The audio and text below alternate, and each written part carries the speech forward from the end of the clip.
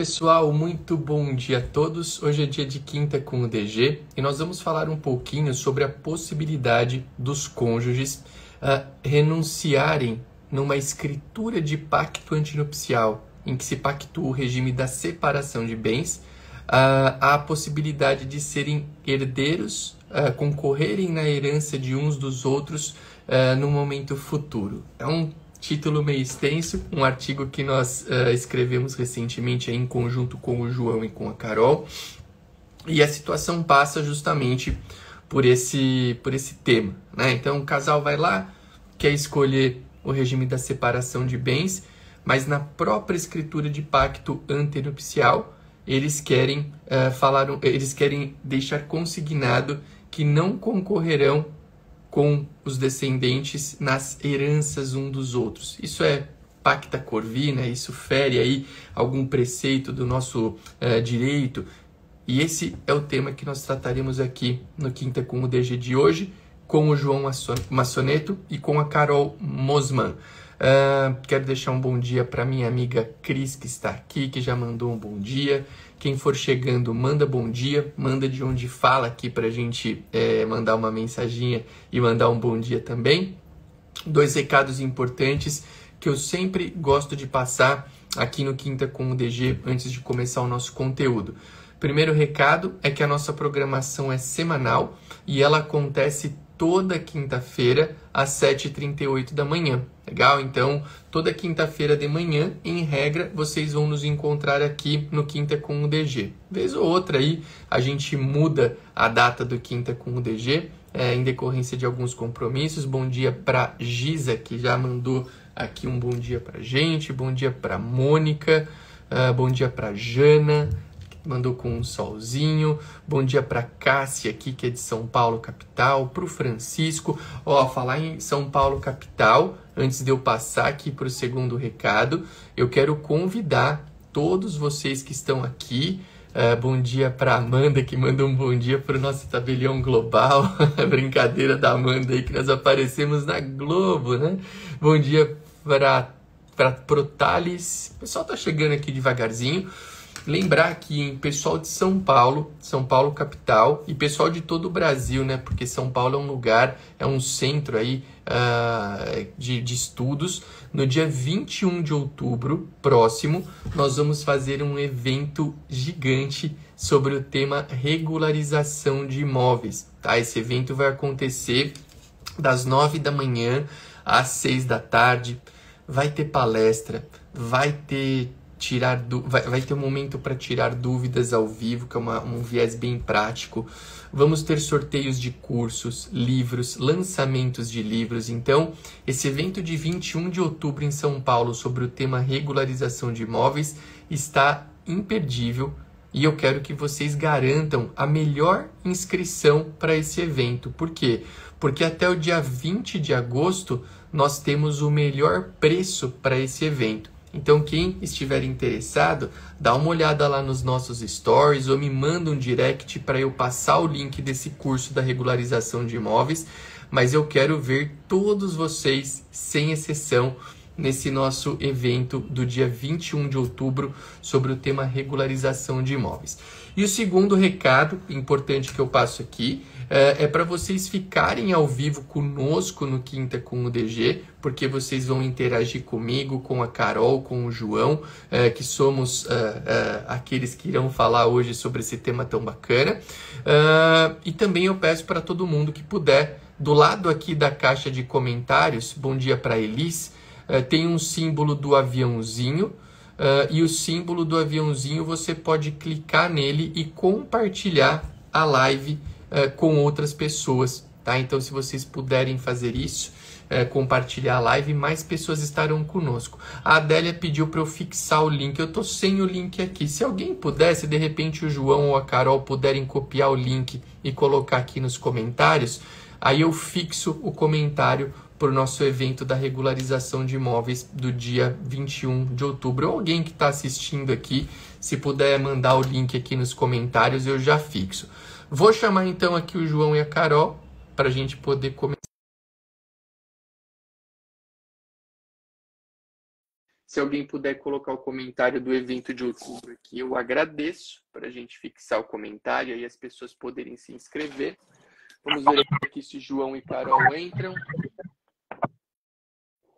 Vamos lá. O João entrou, está aqui. Seja bem-vindo, Joãozinho. Bom dia, tudo bem? Bom dia, tudo bem? E vocês? Bem demais. Ó, o Thiago já colocou aqui o link para o pessoal. Deixa eu fixar esse comentário. Ó, está aí fixado o comentário com o link para o evento do dia 21 de outubro, tá? Quem quiser entrar lá. Bom, Joãozinho, bem-vindo. Seja muito bem-vindo. Ó, a Carol já colocou para a gente também. O pessoal tá rápido, né? Seja bem-vindo ao nosso Quinta com o DG, de um tema que quase você não gosta, né, João? Você não gosta muito desse tema que a gente vai falar aqui hoje, né? Quase não gosto, né? Quase não falo sobre ele, né, Arthur? O João tava com uma coceira para a gente publicar esse artigo, né, João? Não tava se contendo, né? É um tema instigante, né? Um tema que atrapalha muita gente, né? Enquanto não for resolvido. Tá, Carol? Carol, Bom seja dia. bem-vinda, minha amiga. Bom dia. Eu saí ali para copiar o link e voltei. Você viu, o Thiago já tinha mandado aqui também, já colocamos. Obrigado, Carol. Então, só para falar, quem quiser, o pessoal pediu o link para o evento presencial do dia 21 de outubro em São Paulo, está aqui nos comentários. Podem clicar lá. Carol, seja bem-vinda para o Quinta Obrigada. para a gente falar desse tema que também você não gosta, né, Carol? Eu estava falando que o João quase não fala sobre isso, né, Carol? Acho que hoje o homem vai se sentir um êxtase aqui ao falar desse tema que ele quase não gosta, né? Esses dias eu brinquei, João, que tu não é que tu vai morrer, não é isso, mas que tu não morre sem resolver isso, né? Sem resolver essa questão da renúncia. Legal. Bom, sejam bem-vindos. E olha, eu acho que para a gente começar, eu não vejo ninguém mais indicado do que o João para contextualizar o problema que a gente vai tratar aqui hoje, que foi tema do nosso artigo também. Aliás, depois acho que a gente pode até compartilhar esse link do artigo aqui daqui a pouquinho para o pessoal ter acesso, mas vamos contextualizar em primeiro lugar. João, conta pra gente aqui qual é essa história que a gente tratou, né? O que ela traz aí de problema para que as pessoas entendam o porquê, né, da gente estar trazendo isso para uma live, o porquê que a gente escreveu um artigo, o porquê que isso tem te tocado tanto. Acho que vale a pena essa contextualização e eu vejo você como uma pessoa mais indicada aí para fazer essa contextualização, pedindo aí para o pessoal que compartilha aí, clica no botão do aviãozinho, compartilha a live, porque agora a gente vai entrar efetivamente no tema do nosso encontro. Fala aí, meu irmão, qual que é esse problema ou essa situação que a gente trata no artigo e que vai tratar no encontro de hoje? Então, eu não sei se tem um pouco a ver, às vezes até com o tanto de procura que eu tive já sobre esse tema aqui na minha cidade. Minha região aqui era antigamente a região da laranja, né? Hoje não mais, depois da crise da laranja, mas ficaram bastante pessoas aí com propriedades rurais ainda e tal. Então, é uma região que tem aí bastante gente de família que tem mais dinheiro e tudo mais. E no começo eu até achava que esse tema perturbava somente as pessoas que tinham mais dinheiro. E depois, até no artigo a gente fala sobre isso, com o tempo eu vi que não é. Não é só essas pessoas, é que a sociedade evoluiu. Hoje as pessoas estão mais por dentro dos seus direitos, mesmo sem ter uma formação acadêmica em direito, alguma coisa assim. Também são instruídas normalmente e também muita gente, seja para o lado bom ou ruim, acabou indo para a empresa, né? E empresa tem aquela questão de sempre estar prezando por regime de bens e tudo mais, dos seus sócios. Isso tudo veio com a grande demanda de pessoas querendo saber sobre o regime de bens que ela adota. E todos nós sabemos, a Carol trabalhou muitos anos em cartório, né? Apaixonada pela atividade. Hoje ela advoga dentro da atividade, né? O Arthur, há muitos anos, também já está na atividade. Eu também nasci dentro de cartório. E a gente sabe bem que as pessoas procuram muito o cartório. Bom, para começar, as pessoas já casam, né? Tendo que ir ao cartório, né? E elas sempre nos perguntam. Nós somos as pessoas que elas mais perguntam sobre como funciona o regime de bens. E uma coisa interessante que a gente viu, e a gente está cansado de constatar, é que muita gente, quando a sociedade começou a mudar, e que antes, lá atrás, era comunhão universal, né? A regra geral, depois, há muitos anos atrás, isso mudou, passou a ser a parcial, o regime legal, aquela que se ninguém for escolher. Só que hoje em dia, e já há um tempo, a gente sabe que a procura pela separação total de bens é enorme na sociedade. É enorme. Todo mundo quer ter as suas coisas separadas. Hoje existem divórcios no mesmo dia. Isso é super comum. Há alguns anos atrás, até pela questão religiosa, divórcio praticamente não existia, era uma exceção da exceção da exceção. Então, olha como a sociedade mudou. Hoje a pessoa divorcia no dia, se ela quiser já começar o processo de casamento no outro, ela começa. Então a sociedade mudou muito. Só que o direito, ele não evolui como a sociedade, é o que a gente fala no artigo, que até a Carol colocou muito bem, né?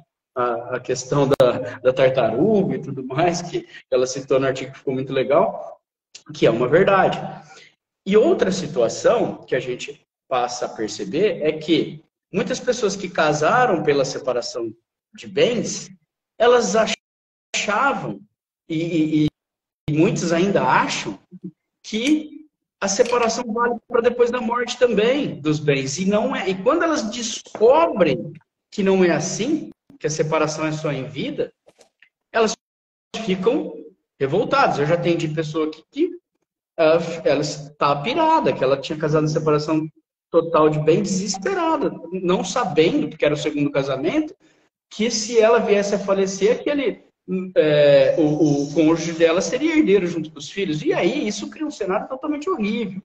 Mas o nome leva ao erro mesmo, né, João? Porque separação, né, cara? Pô, tô me casando na separação, né? Exato. Eu acho que é compreensível o erro até, né? Porque você fala, se eu tô casado em regime de separação, tá tudo separado, né? Eu acho que é justificável esse erro, né? Se até profissional do direito, que às vezes já pegamos muito, às vezes, profissionais do direito que confundem isso também, quem dirá a população, quem dirá a sociedade.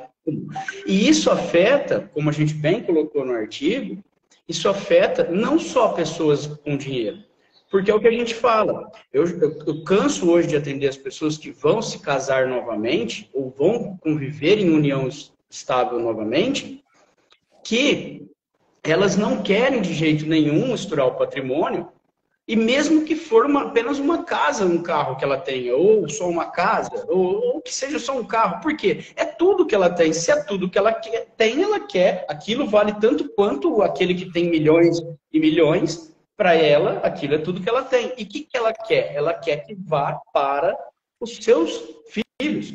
E o mais engraçado, Arthur e Carol, é que a gente sabe que eles chegam, o casal chega aqui, e um quer a mesma coisa que o outro, porque os dois têm filhos, em vários exemplos, né? Porque existem inúmeras situações. São duas pessoas maiores e capazes, que não querem misturar seus patrimônios, nem em vida e nem depois da morte. Um não quer entrar lá sendo herdeiro junto com os herdeiros daquela pessoa, e nem o outro, né? Então, assim, olha como que é. Aí vem um artigo que do Código Civil há muito tempo é usado como se fosse que ele proíbe isso, As pessoas não conseguem entender, os profissionais do direito foram levados a acreditar que esse artigo caberia ao pacto antenupcial, não podendo eles evitar essa situação. A doutrina desviou o entendimento desse artigo. E o mais engraçado de tudo, que nós vamos falar aqui agora, é que a própria pessoa, o próprio jurista famoso que criou a redação desse artigo, que é o que eu acho um absurdo, que é Clóvis Bevilacqua, porque essa redação é do código anterior, de 1916, no artigo 1089, era a mesma redação desse artigo que eles usam para proibir que se afaste esse direito de herança, que é o 426, e todo mundo aprendeu na faculdade, aprendeu a falar que não pode, é só isso, não pode porque o 426 proíbe contrato de pessoa, de herança de pessoa. Gente, aí nós temos lá, elencado no nosso artigo, várias coisas que mostram que não tem sentido algum aplicar isso, né? Que o próprio sentido disso não se encaixa nessa situação. Mas o mais engraçado, porque tudo bem, os mestres Mário Delgado, Wolf Madaleno, já escreveram há muito tempo, dizendo que não tem sentido a pacta corvinal, mas o que eu acho mais bizarro, que quando eu e a Carol nos deparamos com isso, e depois várias vezes a gente olhando, a gente não acreditava, que é o seguinte, o próprio Clóvis Bevilacqua, lá atrás, já dizia que essa redação aí, ela não é para proibir dentro do pacto antenupcial as pessoas poderem estipular que não querem ser herdeiras umas da outra. Isso não serve para isso. Se eu criei um artigo, se eu que dei a redação para ele, e eu mesmo estou dizendo, olha, não é para isso. Como que outra pessoa, os outros doutrinadores, vão seguir um caminho diferente? E o pior, ele ainda traz outras provas. Por quê? Porque ele diz que não é por isso. Por quê? Porque havia um artigo específico de proibição dentro do pacto antenupcial e o Senado e a Câmara não recepcionou e não disse, não fez vínculo algum sobre isso. O que a gente entende aqui, todos nós, que quando um projeto de lei passa pela Câmara e pelo Senado e algo é retirado, a gente entende que isso não foi aprovado. Se existia uma norma que dizia assim, olha, na convenção antenupcial, no pacto antenupcial, não pode alterar a ordem sucessória, aí o Senado e a Câmara disseram assim, ó, peraí, não, isso aqui não. Tirou? Qual é a lógica? A lógica é que pode, porque se falava que não pode, ele te retirou. E o próprio autor do artigo, daquela escrita do artigo, diz que não é aplicável ao pacto antenupcial. O porquê que virou essa salada na doutrina por tanto tempo. E aí, né, que eu já dei aquele resumão, a gente vem discorrendo no artigo todo o contexto de que o porquê que isso aconteceu, e está mais que na hora de isso parar.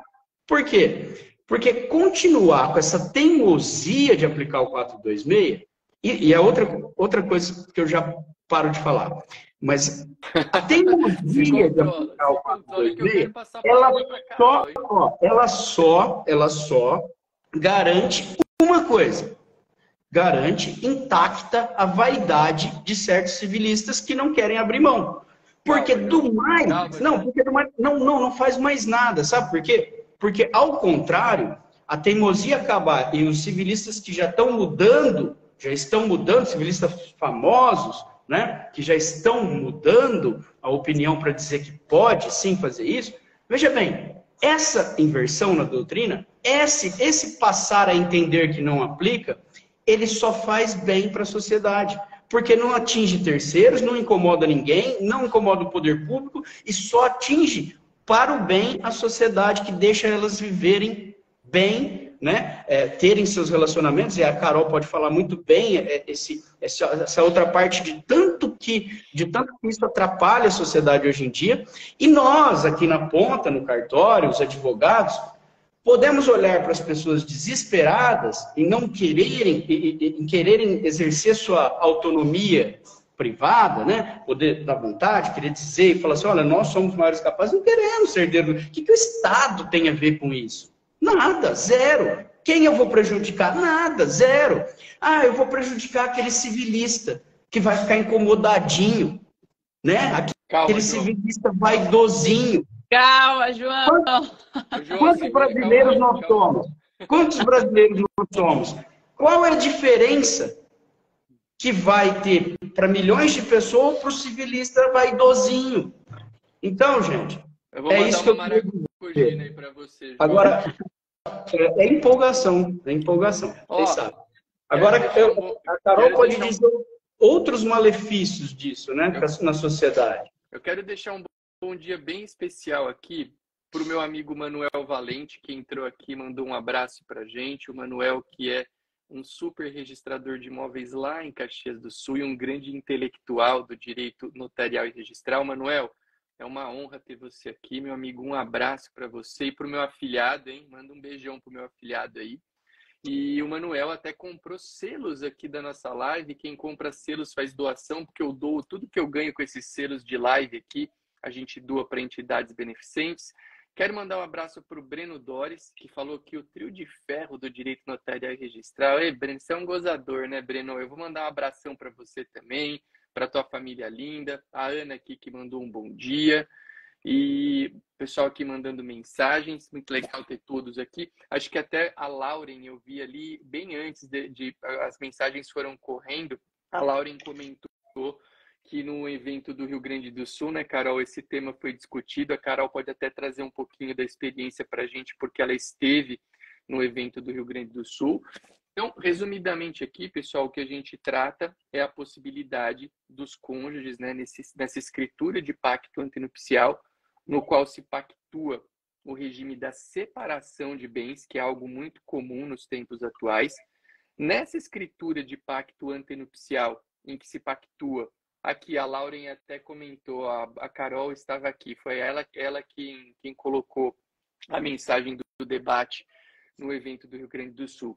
Então, o casal vai lá, pactua o regime da separação de bens e, dentre os preceitos que eles colocam ali nessa escritura de pacto antenupcial, dar a possibilidade deles inserirem uma declaração que eles não se consideram herdeiros uns dos outros em concorrência com os descendentes. É para a gente explicar aqui, né, porque a gente tem ali a ordem de vocação hereditária no Código Civil, acho que está no 1829, né, do Código Civil, e ali a gente tem os descendentes e a possibilidade de concorrência com os cônjuges em algumas circunstâncias. Depois, no inciso 2, nós temos os ascendentes. E, em terceiro lugar, o cônjuge. É claro que se o cônjuge for o único herdeiro, a gente não está falando do afastamento dele ser herdeiro nessa hipótese do inciso 3. A gente está ali no inciso 1, que é o inciso no qual ele concorre com outros descendentes, né? Então, o que a gente está conversando aqui é essa possibilidade. E aí tem essa discussão, né? Pô, será que se eu coloco essa declaração numa escritura pública, eu estou dispondo sobre uma herança de pessoa viva, e aí eu estou ferindo os preceitos ali do 426 do Código Civil, tá? Eu estaria proibido de colocar isso na escritura?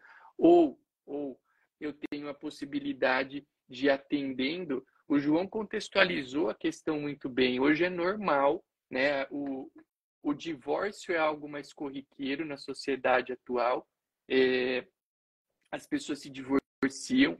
Hoje existem pessoas constituindo famílias com 50, 60, 70 anos de idade. É normal, porque a gente tem uma mudança aí nessa questão dos relacionamentos na sociedade. Eu acho até legal isso daí, todo mundo tem que ser feliz. Né? Se você vai ser a tua vida inteira feliz com uma só pessoa, tá tudo bem. Se você vai ser feliz, de repente, com 2, 3, 4 pessoas ao longo da tua jornada, tá tudo bem.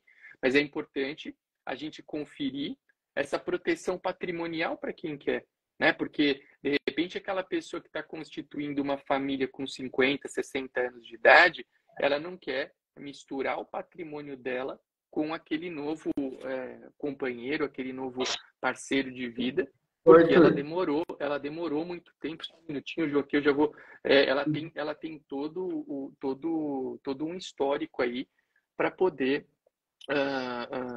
estar aí, enfim, diante de algo que é seu. Então, acho que o raciocínio está aí, né? Isso que a gente está discutindo aqui, que discutimos no artigo e que estamos discutindo aqui. Tá? Lembrando, pessoal, vou passar rapidinho para o João, mas, João, eu quero passar para a Carol, porque o nosso tempo aqui é uma hora, senão a Carol não vai falar. Lembrando que quem quiser compartilhar a live, clica no botãozinho ao lado dos comentários. E lembrem-se também que nós deixamos no comentário fixado o link para o nosso evento presencial de São Paulo sobre regularização de imóveis. Cliquem lá. Eu quero todos vocês no dia 21 de outubro com a gente. João, rapidinho aí, e eu queria passar a palavra para a Carol para ouvir o É só um complemento dentro do que você estava falando, Arthur. Só a questão que você estava falando assim, as pessoas não querem misturar os patrimônios. Eu acho que, além disso, um ponto importante é o seguinte: filhos. Nós amamos mais que tudo nossos filhos. Pensem nisso. Nós amamos mais que tudo nossos filhos. Se a gente está em qualquer situação em que pode ser prejudicado um filho nosso, isso é complicado demais. E a gente só entende isso quando a gente passa por isso. Então, a proteção dos filhos.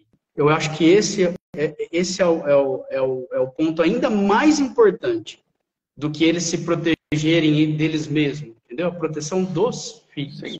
Era só complementando o que você estava falando. Vai, Carol. Carol, agora conta pra gente, né? A gente contextualizou e eu achei legal que no artigo nós apresentamos uma série de argumentos, né, para refutar essa ideia de que estaria vedada essa inserção dentro do pacto antenupcial. Queria que você falasse um pouquinho sobre isso e também que acho que é legal, né, se você pudesse trazer aqui para a gente um pouquinho da experiência que você viveu ali no evento do Rio Grande do Sul, onde foi tratado esse tema. Acho que vai agregar aqui no nosso encontro de hoje. Finalmente, a palavra está com você, Carol, e o João não vai te interromper. Lembrando aqui só que Manuel colocou que a proteção dos filhos como reflexo dos próprios... Olha que legal que o Manuel colocou aqui. A proteção dos filhos como reflexo dos próprios direitos da personalidade. Gostei disso. Carol, fala, minha amiga. Bom dia, gente. Bom dia para o Manuel Valente. Sou super fã dele. Eu não conheço ele pessoalmente ainda, mas sou super fã dele. Um beijão para o nosso amigo Breno e para a Ana, que deu um bom dia para a gente e para todos que estão aqui nos assistindo hoje. Gente, essa questão é uma questão que a gente defende assim com muito afinco. Assim, tem poucas coisas que eu acredito tanto. Tem poucas coisas que eu acredito tanto quanto na possibilidade da renúncia. Eu não vejo por que não. Não, eu não vejo nenhuma vedação legal, como o João falou. E, na verdade, assim... obrigado, Manuel. Diz que é meu fã também. Ganhei o dia, Manuel. Obrigada. E, então, assim, só para contextualizar, falar em complementação ao que o João já falou, o Código Civil de 2002, né? Já tem 20 anos. Só que ele foi escrito na década de 70, gente, antes de ter a lei do divórcio, que é de 77. Então, a gente tinha uma sociedade em que o divórcio era mal visto, né? Até por questões religiosas, a gente precisa falar isso. A gente tinha um casamento para todo sempre, porque uma pessoa divorciada era quase que, assim, né? Não mais pertence à sociedade. Hoje... Então, a gente veio lá de um código que está em vigor hoje, em 2023, mas foi escrito numa sociedade que a gente não tinha o divórcio, que a gente não tinha celular, que a gente não tinha internet, pelo menos para a maioria da população, numa outra sociedade de 50 anos atrás. E aí, a resposta que a gente tinha que dar quando as pessoas iam no cartório, né? Quem coloca a barriga lá no balcão do cartório, que eu já coloquei, o João coloca, o Arthur também... Sabe que as pessoas dizem assim, não, como assim? Eu vou casar na separação de bens E o meu marido ou a minha esposa vai ser meu herdeiro? Não, mas a gente não quer isso. A gente não está enganando ninguém, é de comum acordo. Veja, moço, né? Eu quero colocar. Não, não pode. Não, não pode. Vai ter que esperar. O senhor e a senhora vá para casa e espere o legislador brasileiro mudar o Código Civil. Gente, isso é inaceitável. É inaceitável. Vejam que antes, uma pontuação interessante, antes da equiparação da sucessão do companheiro ao cônjuge, né? Valia o 1790 do Código Civil. O que a gente, enquanto planejadores sucessórios, fazia? Faziam as pessoas que não queriam ser herdeiros uns dos outros se divorciarem, olha só, e constituir uma união estável. Porque aí as pessoas só eram herdeiras no patrimônio adquirido onerosamente na constância da união. Então, as empresas familiares, vindas dos núcleos troncais separados, elas não se comunicavam, e era isso que as pessoas queriam. Só que quando o STF equiparou a sucessão do companheiro ou do cônjuge, acabou essa possibilidade. E aí que começou, as pessoas ficaram aí, enlouqueceram, né? Nós estamos lá com duas empresas, né? Eu com a minha empresa, com meus filhos, e o meu marido, que já é de um segundo relacionamento com a empresa dele, com os filhos dele, a gente não quer misturar esse patrimônio. Eu não quero que ele tenha ingerência na minha empresa, ele não quer que eu tenha ingerência na empresa dele, e isso não pode, gente, não pode. Eles não podem, porque tem um Código Civil lá de 1970 que diz que o cônjuge é herdeiro em todas as situações. Então é isso que a gente não...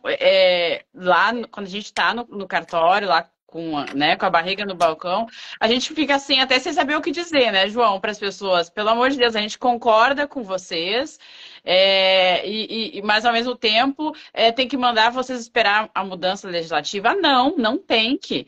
Então foi trazida essa possibilidade de renúncia, né, no pacto antinupcial, renúncia ao direito concorrencial, como bem o Arthur falou, quando o cônjuge concorre com descendentes e ascendentes, ficando ele com a herança quando ele ficar sozinho, ele e o companheiro, né? Então, o Rolf Madaleno e o Mário Delgado iniciaram essa possibilidade, trouxeram essa ideia. Inclusive, o Rolf estava, então, no Congresso do Rio Grande do Sul, né? E o Rolf salienta bem uma questão que é importante dizer, que a gente diz de novo, mas parece que, né, João, a gente é por teimosia mesmo. A renúncia. Por que existe o artigo 426 do Código Civil? Para que as pessoas não fiquem como abutres, né? Por isso que se chama pacta corvina, de corvo. Para que as pessoas não fiquem como um abutre em cima do titular da herança. Ora, se eu contrato, por exemplo, eu vendo a herança do meu pai antes dele morrer, eu vou querer que ele morra para eu ganhar logo o dinheiro, né? Então, isso não acontece na renúncia. Porque se eu estou renunciando à herança do meu marido previamente e ele está renunciando à minha, na verdade eu vou querer mais é que ele viva muito tempo para eu poder desfrutar das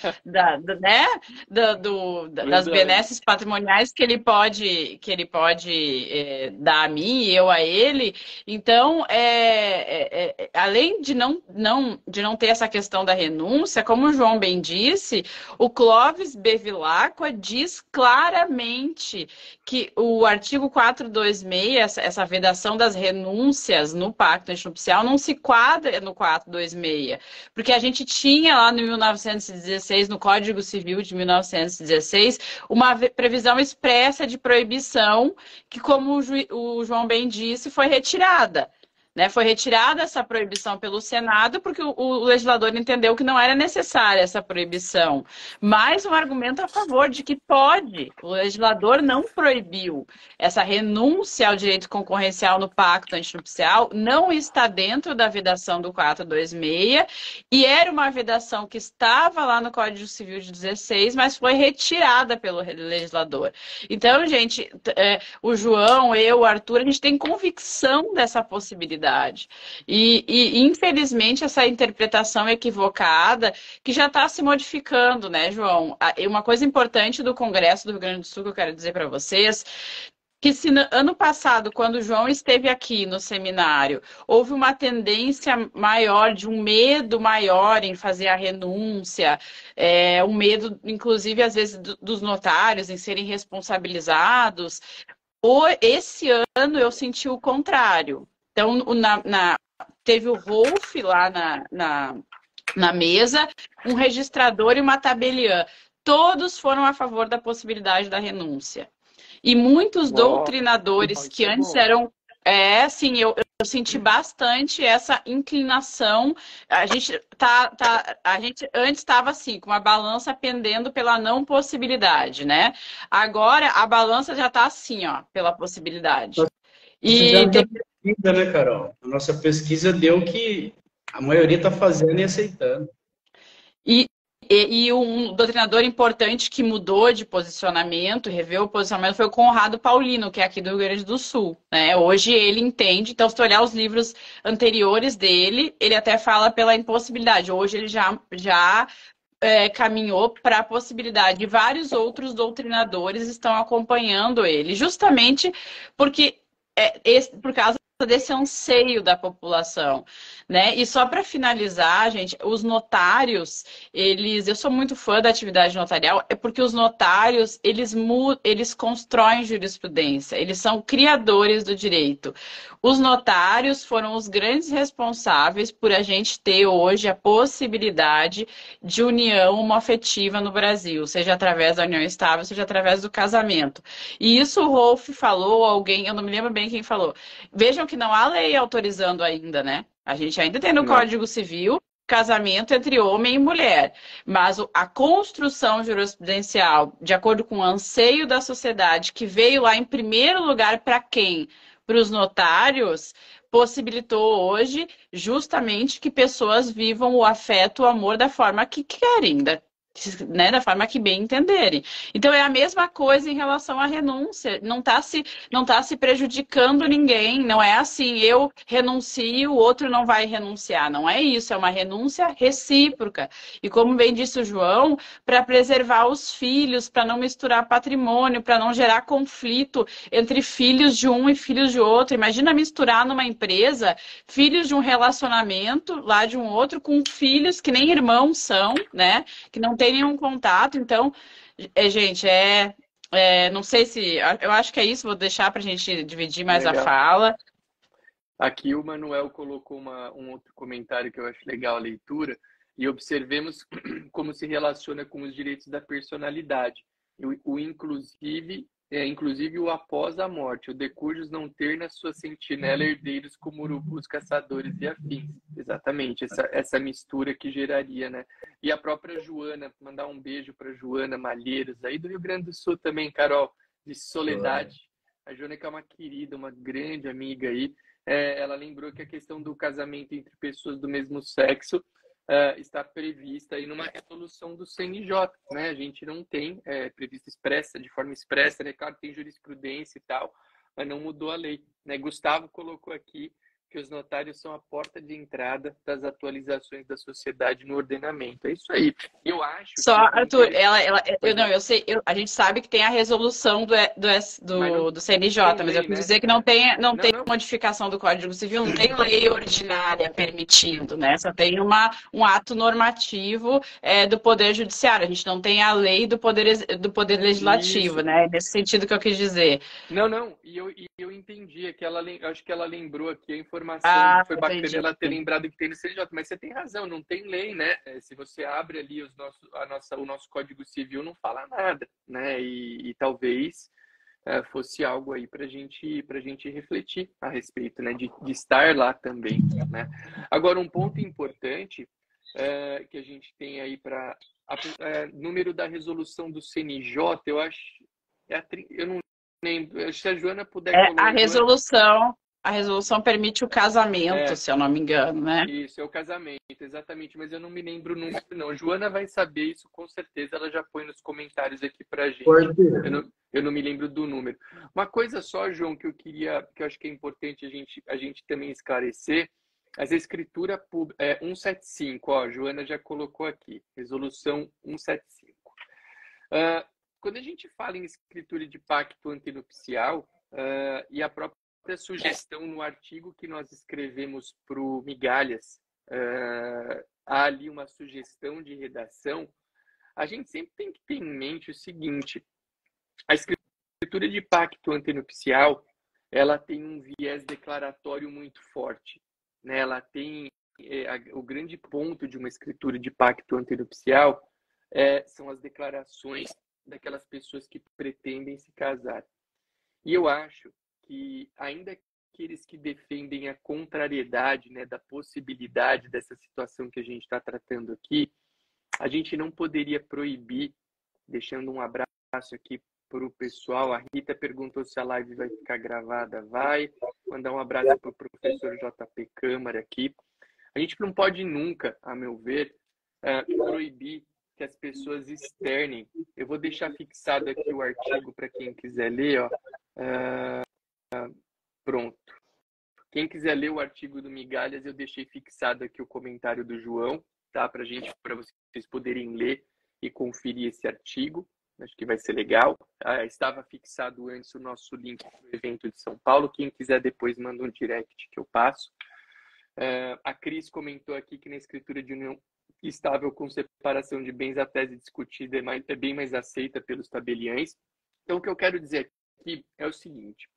A escritura de pacto antenupcial, ela tem um viés declaratório muito forte e, a meu ver, a gente não pode proibir o declarante de inserir ali declarações que ele repute como importantes. Mesmo para a pessoa que entenda que é incompatível com o nosso direito, né? Isso tudo que a gente está tratando aqui, mandando um abraço para o Vitinho que chegou agora, acordou tarde, hein, Vitinho? Chegou no fim da live. Vou pedir para o Gustavo puxar a tua orelha aí.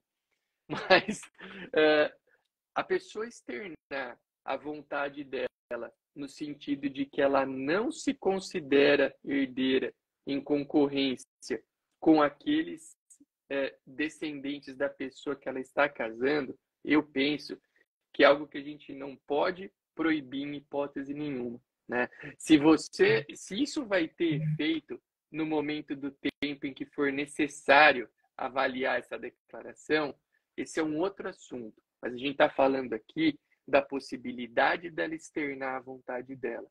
E eu acho que por tudo que a gente expôs ao longo desse nosso encontro de hoje, e também quem quiser ter uma noção mais aprofundada, que leia o nosso artigo, que está aqui no comentário fixado, não dá, hoje, penso eu, para um tabelião de notas falar, olha, eu não aceito colocar essa tua declaração dentro da escritura. Porque eu não estou renunciando à herança. Eu acho que isso tem que ficar bem claro. Eu não estou renunciando nada antecipadamente. Eu estou simplesmente declarando que eu não me considero herdeiro daquela pessoa que eu virei a me casar num regime de separação de bens, né? Então, eu acho que a base hoje, quando a gente fala nesse tema, tem muita gente de bate-pronto que já fala assim, é renúncia de herança, é renúncia de herança, é renúncia de herança. A Carol já falou da história aqui do Pacta Corvina, do porquê que não é e tal. Mas se você sair perguntando aí, quem te dá uma negativa de imediato, vai dar essa negativa de imediato falando o quê? Você está dispondo sobre herança de pessoa viva. Não estou. Eu não estou dispondo sobre herança de pessoa viva. Eu não estou negociando nada. Eu não estou dispondo nada. Eu estou simplesmente falando o quê? Senhor tabelião, senhora tabeliã, eu estou me casando num regime de separação de bens e, por N razões, eu não me considero herdeiro em concorrência com os descendentes. E ponto. É isso que eu estou dizendo. Cara, onde está o senão de alguém poder prestar essa declaração, né? Se você acha que tem, leia o nosso artigo. Mas eu acho que não proibir o externar essa vontade, aliás, proibir o não externar dessa vontade é algo incompatível com o assunto que a gente está tratando aqui. A Cris relata que acontece muito, que pena. Tomara que aconteça menos, né? Carol disse que sentiu uma mudança ali no Rio Grande do Sul. Eu tenho sentido essa mudança com as pessoas que eu converso a respeito do tema. E aí a gente tem que tirar o chapéu. Carol e eu participamos desse projeto, mas quem Quem é o defensor com espada e escudo disso aí é o João. O João levantou essa bandeira há muito tempo e eu reconheço isso aqui, né? Tomou muita paulada, né, João, por conta disso. Hoje toma menos paulada porque a tese vem sendo mais aceita. Mas o João tomou bastante cacetada por conta dessa história. Mas Arthur, o Einstein também tomou bastante cacetada no início da vida. Todos os gênios também tomaram, então o João tá no caminho certo, tá? O João não, mas, é o nosso Einstein sem bigode, né? Quem me dera. Sem bigode.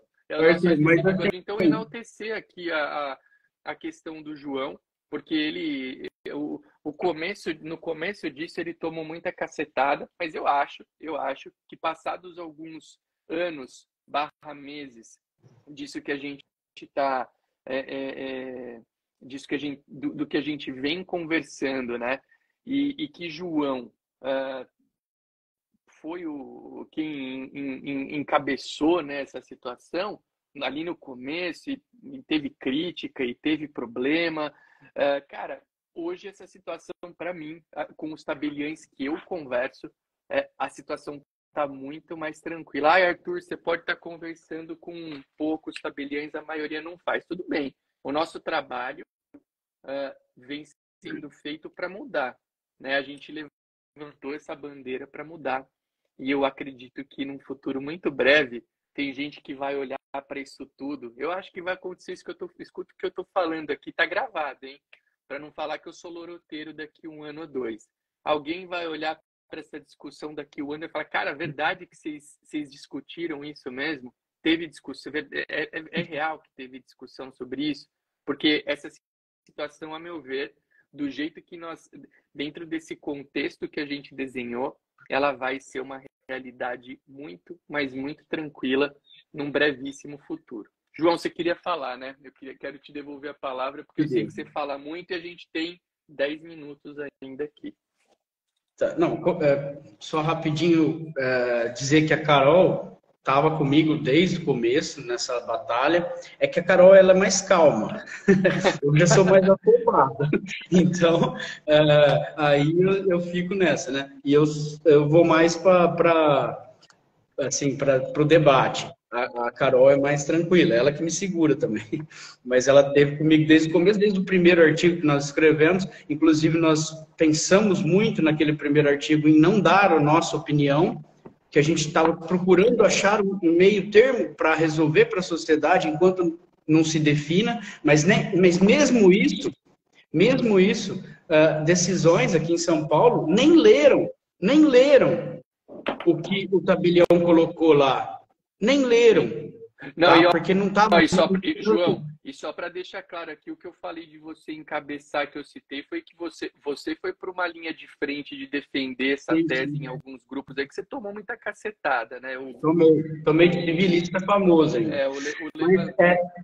Tomei, mas é assim, aquele negócio, eu tomei, mas eu respondi, porque eu não aceito, pode ser quem for, falar da idoneidade dos cartórios, como se fosse, gente ruim tem toda atividade, mas a grande maioria dos notários e registradores são pessoas corretas, tem lá para passar no concurso, olha lá, se ele não tem lá uma investigação total da vida dele. Então não fala besteira, o civilista pode ser famoso tanto que for, mas falar que a gente faz cláusulas dessa por dinheiro é um desaforo. Vamos nesse artigo que falou besteira. Se fosse por dinheiro, que a gente queria fazer cláusulas que eu faço, meu vizinho não faz, então eu ganho mais, esse absurdo que foi falado, nós não estaríamos aqui hoje, numa live, pedindo para que todos os notários façam. É o contrário. Nós estamos fazendo artigo, já é o segundo sobre o tema, para que todos façam. Isso não tem sentido dizer que a gente quer que quem faz quer pegar essas escrituras. Outra coisa, não tem sentido porque o pacto antenupcial, o valor é irrisório, como nós provamos no artigo, com um monte de estado lá, os valores irrisórios. Então, isso sim, eu fui para o front, para defender os notários, porque não é por dinheiro que fazem, muito pelo contrário. E nós atendemos a sociedade. Outra coisa, fazer deboche que é só para para rodinha de rico que a lei vai mudar, mentira, está falando besteira, não atende o povo, não atende o povo, por isso que fala besteira. Civilista famoso atende nego rico, tá? Não todos, não estou generalizando, Calma, tá? João. Não, mas falar... Não, mas falar... É a linha de frente da guerra, é o João. Mas falar essa besteira de que só vai servir para os ricos, mentira. Mentira, eu estou cansado de atender gente que não tem quase nenhum bem e que pensa a mesma coisa, que quer a mesma coisa. Então, não fale besteira, não acuse, não, saiba só debater. Agora, o debate está simplesmente assim, de um lado é um argumento. Exato. É um argumento. E um lado que só vem caindo. O outro lado está em ascensão faz tempo. Até pelo clamor da sociedade e pelos estudos novos que vêm vindo. Porque nunca foi tão estudado assim, porque não precisava. Como diz a Carol, tinha outras maneiras. E não eram outros tempos, depois tinha outras maneiras, como os 1790 em vigor. Então vamos dizer o seguinte, mudou. Agora eles têm que entender. Ó, a Carol citou Conrado Paulino, Nelson Rosenwald e Cristiano Chaves. Os três mudaram. E o João, olha o nível. Legal aqui também, ó, o Carlos Zarro, que trabalha lá no 15º Cartório de Notas do Rio de Janeiro, que é um grande cartório, ele até cita aqui que é o segundo maior em quantidade de atos do Brasil. Mandar um abraço para o pessoal lá do 15º. Eles seguem o mesmo raciocínio e fazem o pacto nestes termos. E ele complementa aqui, entendemos que não é renúncia de herança. Então, vê que lá no Rio, o 15º cartório referência... Eu ia falar isso. No Rio de Janeiro, no estado do Rio de Janeiro, já tem nas normas, aliás, muito bem acertadas, normas em colocar lá, parabéns ao Rio de Janeiro, está cheio de novidades boas, olhando a sociedade, pensando na dificuldade da sociedade, e lá tem, dizendo o seguinte... Pode aceitar o notário esse desejo externado lá no pacto, desde que ele diga, olha, mas atualmente a situação está assim, os entendimentos estão assim. É lógico que a doutrina vai mudar, consequentemente vai mudar a jurisprudência. Então tá, é um alerta, eles estão sabendo. Outra coisa que a gente não comentou aqui, a ideia do que a gente fala, mesmo defendendo que não aplica o 426, lá no artigo a gente explica por A mais B, o porquê não, mesmo assim, a gente ainda diz o quê? Olha, mas enquanto isso está mudando, vamos fazer de uma maneira neutra, né? Vamos fazer remetendo ao futuro, porque quando a gente fala em um herdar do outro, nós estamos falando quando a ocasião da morte ocorrer. Isso é no futuro. Lá no futuro, por tudo que a gente está vendo, você acha que já não vai mudar, como você mesmo disse agora, Arthur? Então, peraí. Eu estou dizendo que, por enquanto, nós estamos até dizendo, ao mesmo momento que a gente defende que não aplica o 426, nós estamos dizendo o seguinte, notários que ainda têm receio, coloque de uma maneira que as partes falam assim, olha, nós estamos sabendo todo o entendimento sobre isso e tal, porém, se lá no futuro, quando acontecer a morte, que aí é o fato gerador, né, vamos dizer assim, aí é o momento da morte que vai fazer todos os direitos acontecerem, então lá, se no momento da morte, o entendimento, a jurisprudência, a doutrina já estiver entendendo que eu poderia ter esse desejo atendido, então é isso que a gente quer. Olha só, nem assim, eles não, 426 não pode, vai lá, dá sentença, não lê o desejo externado naquele lugar. E por que acontecem essas aberrações? Porque tem registrador que entra no mérito de cláusulas que só pertencem aos dois e que não tem que dar publicidade terceira. É outra coisa que eu acho nada a ver. O registrador tem que registrar o pacto dizendo qual é o regime, se tem alguma exceção ao regime. Cláusula que só pertence aos dois não precisa para terceiros. Então, tudo bem, é outra coisa que acontece. Vamos pensar o seguinte, tem inúmeros lugares que registradores, aqui mesmo, e vários aqui, não entram nesse mérito. E as escrituras de pactos que contêm essa renúncia são registradas normalmente. Então, isso já está acontecendo, quer queira civilistas ou não, já está acontecendo há muito tempo. Há muito tempo. Então, assim, quem tem receio, um estado inteiro como o Rio de Janeiro, hoje já está colocando, um estado inteiro, todos os notários já podem colocar que estão autorizados. E o pior, quando eu falo de que a luta é grande contra de 2 ou 3, é que ainda vão civilistas vaidosos, vão lá rebater o código, vão lá brigar, porque lá no Rio de Janeiro colocaram isso aí, que não é para colocar. Tá lá, vai continuar lá, se Deus quiser. E outra, vai ser replicado, né, Carol, em outras normas, se Deus quiser. A Carol já até fez uma forcinha em outras para nós. E agora, a questão é a seguinte, todo mundo fica falando de 426 e não tem argumento nenhum, é só 426. Do outro lado tem 500 argumentos e ninguém quer ler. Ninguém quer ler. O pessoal, não, na faculdade eu aprendi que é 426. Gente, para. Lê, olha lá. Lê quem escreveu o texto do 426, falou que não aplica, explicou por A mais B que não aplica, depois toda a lógica de que não aplica. Agora, é engraçado. Como que as pessoas estão tão preocupadas com o 426, que está lá na parte dos contratos, e não se preocupam com o 1639, que está lá na parte da convenção antenupcial, do pacto antenupcial. E o que o 1639 fala? Que eles estão esmagando o 1639. É lícito aos nubentes, antes de celebrado o casamento, estipular, quanto aos seus bens, o que lhes aprouver. Peraí, aí ele está falando menos na morte. Não está falando. Ele tem mais parágrafo primeiro e segundo. Ele fala alguma coisa de exceção de morte? Não fala de exceção de morte. Ele fala em geral. Ele fala em geral. Então, na mesa aí não, né, João? Tá esmagando um artigo e falando bobeira do 426 não sei quantos anos. João, é importante dizer que o Código 16 trazia a proibição no artigo equivalente a esse, e foi retirada essa proibição.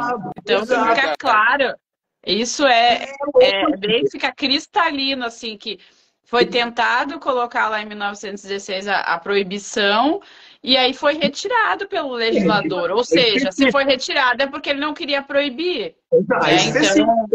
É específica, o pacto foi retirada. Esse que é amplo, que é direto para o pacto antenupcial, ele está em vigor. Não dá para entender. Outra coisa, contrato de herança de pessoa viva. Peraí, contrato. Negócio bilateral. Renúncia. Negócio unilateral. Contrato. Existe uma contraprestação para aquilo que você está contratando. Renúncia. Não tem contraprestação nenhuma. Renúncia é renúncia. A Carol explicou bem, não tem vantagem nenhuma ali. Não tem uma contraprestação. João, mas até porque a essência é que você está declarando algo que você não considera, né? Essencialmente, cara, é o que eu falo, no pior cenário, ainda que você trate como renúncia, vamos pensar no pior cenário, o que eu estou colocando na escritura é que eu declaro que eu não me considero herdeiro em concorrência com os descendentes daquela pessoa, se e quando for necessário avaliar essa situação. Ponto. É uma declaração. Fora que na pior das hipóteses, se essa besteira continuasse, que eu sei que vai acabar, ainda bem, para o bem da sociedade, mas se essa besteira continuasse e fossem anular essa renúncia, seria tão somente a renúncia, não o pacto. O que o pacto tem a ver com isso? O pacto, o regime meu, tá tudo certo. Seria tão somente a renúncia. Mas o que eu acho que a gente tem que pensar as principais peças nesse xadrez é o seguinte: ouvir e entender e ler, se não acreditar no que a gente colocou no artigo, vá lá no código comentado Clóvis Bevilacqua, entenda quem foi ele que fez a redação do 426, que era o 1089, entenda o que nós estamos dizendo aqui, que o próprio Câmara e a Câmara e o Senado da época não deixou passar algo que era específico para o pacto antenupcial, e que existe um artigo em pleno vigor que diz que é lícito a eles, né, determinarem o que eles quiserem antes do casamento sobre os bens deles. Então, isso é muito importante, porque a gente pode estar cometendo um erro há anos de tirar um direito que as pessoas têm. Em contrapartida, se a gente estiver aceitando isso, colocar no pacto, nós não estamos infringindo o direito de ninguém. Não estamos colocando terceiros em risco, não estamos colocando o poder público em risco, não estamos fazendo nada. E tem mais, o simples desejo externado no pacto não significa que isso pode ser decidido de outra forma. Agora, para além disso, nós defendemos a questão de não aplicação, mas eu gostaria que as pessoas olhassem a nossa sugestão de texto, que não precisa ser igual, mas para mostrar para as pessoas o que a gente está querendo dizer. Mesmo a gente tendo convicção que não aplica o 426, nós estamos dando uma solução de dizer o seguinte: olha, o que nós estamos aqui querendo era deixar nosso desejo para que, se no futuro, como... E outra coisa, falar que o notário não pode, porque é ato nulo para quem acha que é ato nulo, porque agora a gente já está cansado de ver doutrinador mudando para dizer que não é ato nulo. É diferente de como a gente coloca no artigo, de um menor absolutamente incapaz, sem representação, sem alvará, está negociando e a gente, notário, é responsável ir lá e fazer o ato. Não é isso. Esse ato nulo, ele não é só, para nós não é nem só questionável, ele não é nulo, né? Não é, por A mais B a gente já mostrou que não é. Porém, para muitos, e a gente sabe, daí, olha aí um código de normas do Rio de Janeiro falando que pode colocar lá. Olha o tanto de divergência na doutrina. Olha os doutrinadores agora, Conrado Paulino, Nelson Rosenwald, Cristiano Chaves, fora Mário Delgado, fora o Rolf Madaleno, fora o Daniel Bucarque. Vários. Nós temos aqui no artigo citado, né, nós três lemos muitos artigos, monografias, né, teses de doutorado sobre esse assunto, maravilhosos, que independente de não ser pessoas famosas, se as pessoas lerem o que a gente leu, vão ver a robustez. E lá, e a gente colocou, né, algumas coisas superficial, o artigo é grande, mas está superficial pelo assunto, que se a gente se aprofundasse em cada um daqueles itens, né, Carol? E fora que dá para colocar vários outros itens, nós colocamos o que a gente achou principal. Eu digo, por favor, leiam com atenção, que nós fizemos com carinho, trazendo todo o que esse pessoal que estudou, né, Ô, João, coloca. Põe o link de novo aqui, que eu acho que eu apertei errado um botão, só para, como a gente está indo para o encerramento, você tinha colocado o link, coloca de novo aqui para eu fixar, para quem quiser ler. Fazer só 3 pontuações que eu vi algumas. A Ana Domingues perguntou se tem competência territorial, né, no pacto antinupcial. Gente, importante, nos atos do tabelião, os atos presenciais que a pessoa comparece, seja fisicamente ou por procuração pública, não tem competência. Eu posso escolher qualquer tabelionato de notas no Brasil. Tá? A gente tem competência para atos eletrônicos, atos do e-notariado. Atos físicos em que a pessoa comparece presencialmente não tem competência justamente porque o notário é uma pessoa de confiança das partes. Então, não tem competência territorial para pacto antinupcial e nem para nenhum ato praticado perante o tabelionato de notas, exceto lá a ata notarial de uso capião, né? Que a gente tem essa exceção. Mas, então, Ana, tu pode ir num tabelionato, por exemplo, do Rio de Janeiro para fazer esse pacto, mas todos os estados já estão fazendo, tá? A despeito de não terem norma específica. Outra pontuação que alguém colocou, vai renunciar a herança que não existe ainda. E aí é aquilo que bem o Arthur falou. Está renunciando não à herança, e sim à condição de herdeiro, ao direito de concorrer à herança com os descendentes ou ascendentes. Então, o Rolf fala muito isso, não é renúncia à herança propriamente dita como se fosse um herdeiro legítimo e necessário, e sim um herdeiro concorrencial, que foi chamado à sucessão junto com outros. Tá? Então, é importante fazer essa distinção, e o que o Arthur pontuou é muito importante, porque o tabelião, enquanto pessoa de confiança da parte que colhe a manifestação manifestação de vontade, é muito importante que ele coloque no documento aquela vontade da pessoa, porque em que outro momento ela vai ter a oportunidade de manifestar essa vontade.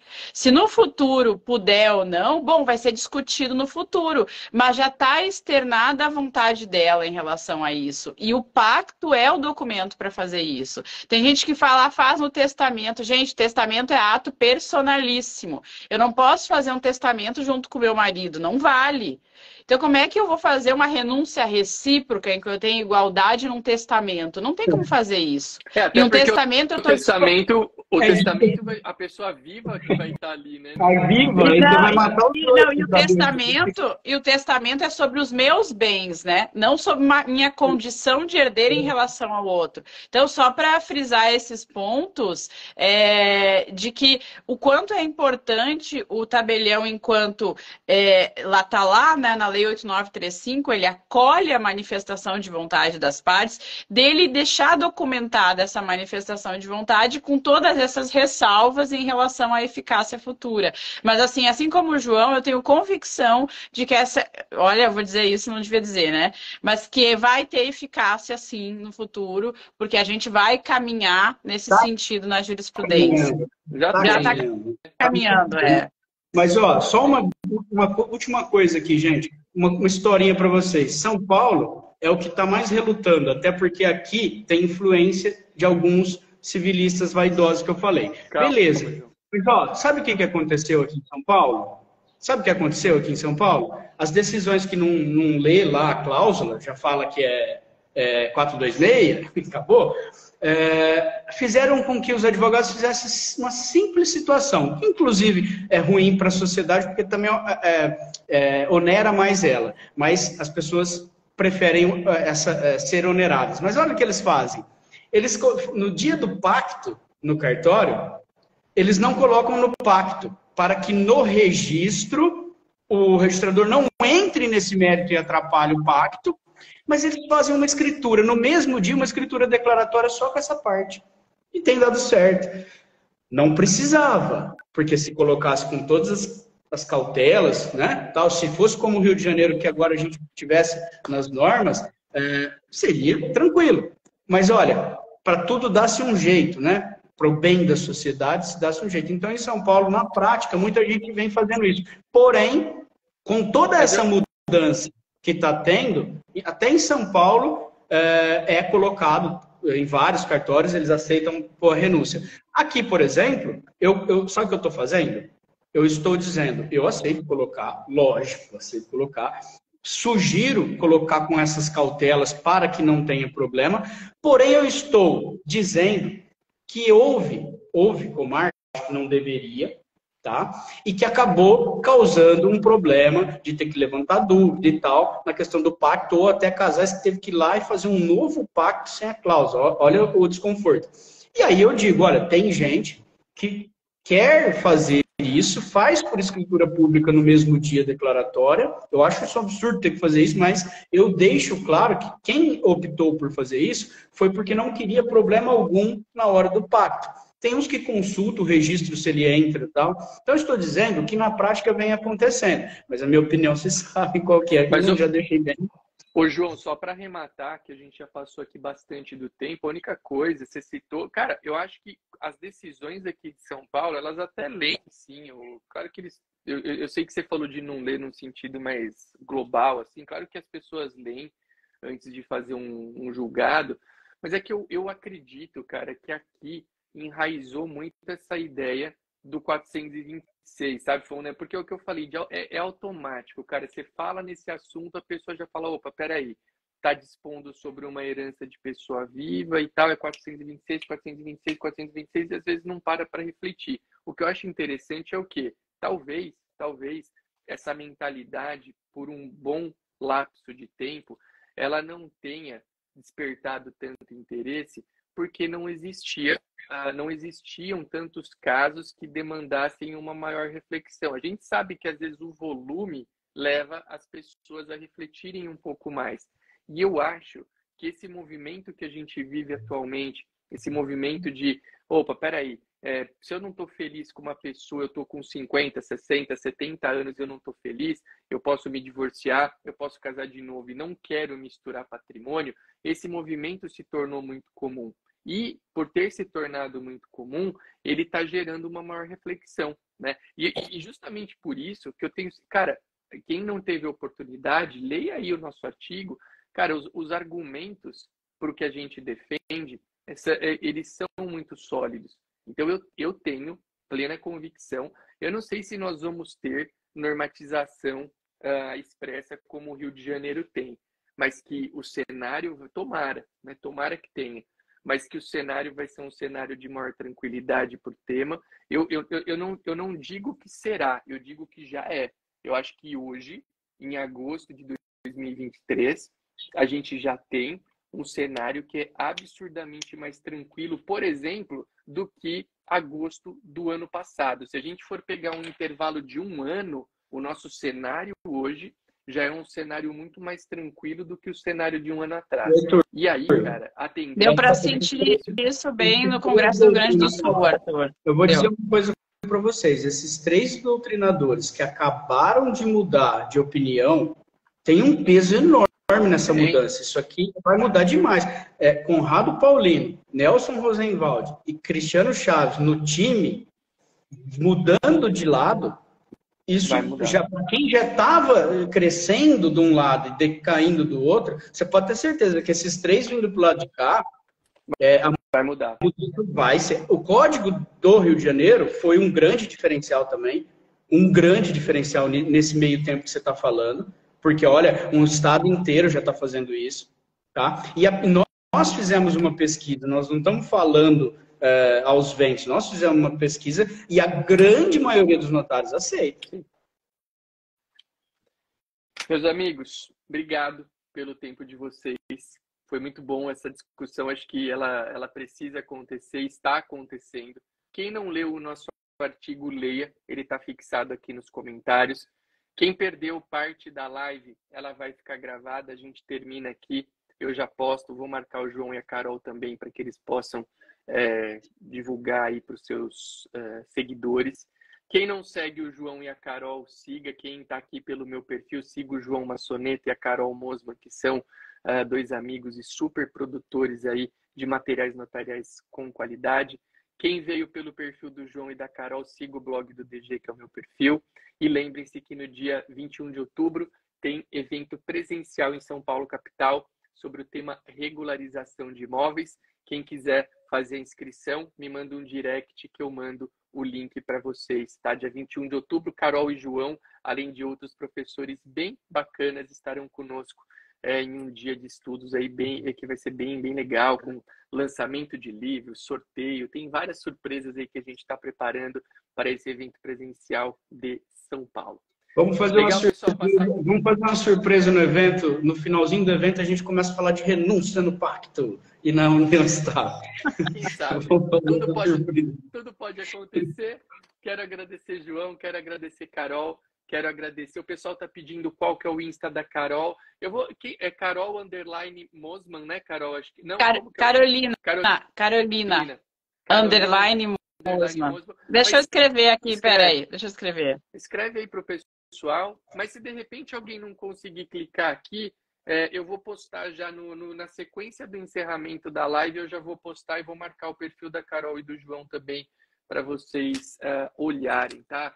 Joãozinho, obrigado para Carol, obrigado para todo mundo que passou aqui nessa manhã de quinta-feira. Eu adorei fazer essa live, foi muito legal e eu tenho convicção de que esse raciocínio que nós trouxemos no artigo, na live, ele vai prosperar, não porque a gente está pregando algo que, enfim, não tem pé nem cabeça, mas porque é algo que a gente acredita que atenderá as necessidades de quem nos procura, né? Quem vem até o cartório tem essa necessidade. Então, fazendo isso, a gente vai caminhar ao encontro daquilo que as pessoas precisam.